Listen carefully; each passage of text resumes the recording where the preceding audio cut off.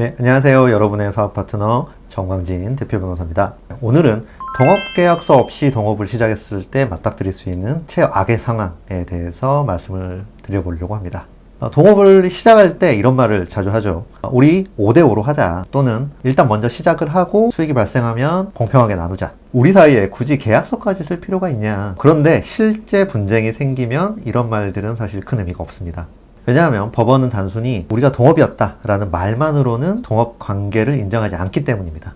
법원이 보는 건 따로 있습니다. 먼저 동업의 개념을 보시면 되는데요. 동업은 민법상 조합관계로 설명이 됩니다. 쉽게 말하면 두 사람 이상이 돈, 노무, 기술, 자산 등을 서로 출자하고 함께 사업을 운영하기로 약정한 관계입니다. 그래서 법원이 보는 핵심은 출자, 공동경영, 손익분배, 바로 이 세 가지입니다. 문제는 계약서가 없을 때입니다. 실제 사례를 보면 한쪽은 이렇게 말하죠. 우리는 분명히 동업이었고 수익은 반반 나눠 가지기로 했다. 그러니까 내 지분하고 정산금을 달라. 그런데 상대방은 이렇게 말합니다.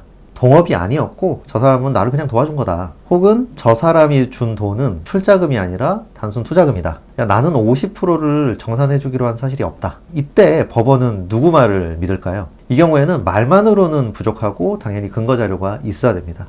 유사한 사건에서 법원은 동업관계를 인정을 하지 않았습니다. 첫째로는 동업계약서가 없었습니다. 둘째로는 각자가 뭘 출자했는지, 수익이 생겼을 때는 어떻게 나누기로 했는지가 분명하지 않았습니다. 셋째로 중요한 의사결정이나 사업 운영을 같이 하기로 했다는 자료가 없었습니다. 결국 해당 사건에서 동업자라고 주장했던 사람은 몇 년을 같이 일했음에도 동업자로 인정을 받지도 못했고 정산금도 받지 못하는 최악의 상황에 처하게 됐습니다.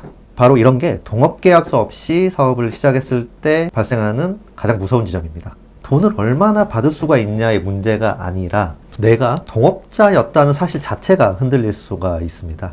또 동업관계가 인정되더라도 동업계약서가 없을 경우에는 또 다른 문제가 발생할 수 있습니다. 수익은 어떻게 나눌 것인지, 손실은 누가 부담할 건지, 한 사람이 그만두면 어떻게 정산할 건지, 기존의 거래처는 누가 가져갈 것인지, 상호, 브랜드, 계정, 지식재산권 등은 누구 것인지, 남은 재고나 채무는 어떻게 처리할 건지. 계약서가 없으면 이 모든 것을 서로 싸우면서 정할 수밖에 없습니다.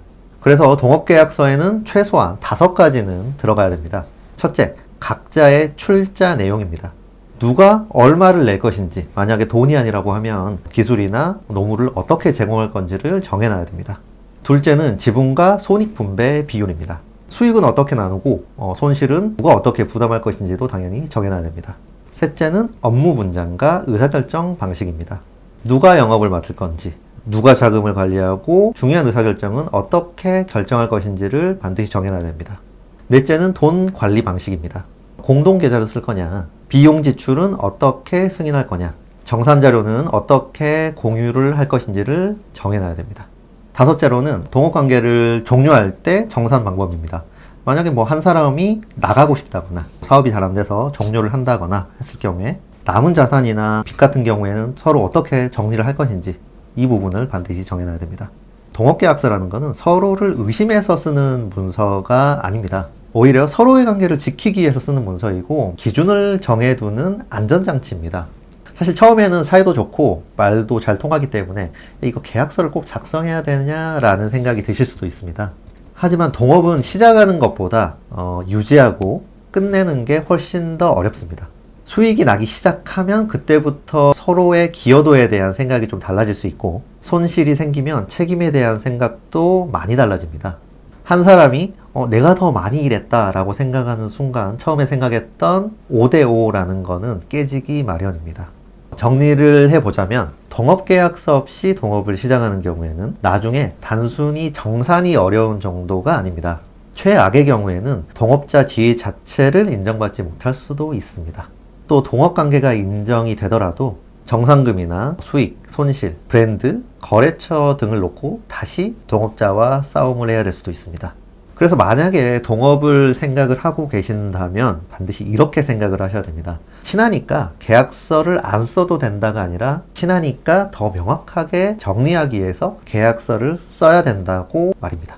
오늘 내용 관련해서 궁금한 부분이 있으실 경우에는 댓글 남겨주시면 답변을 드리거나 관련 영상을 제작을 해보도록 하겠습니다. 여기까지 여러분의 사업 파트너 정광진 대표 변호사였습니다. 감사합니다.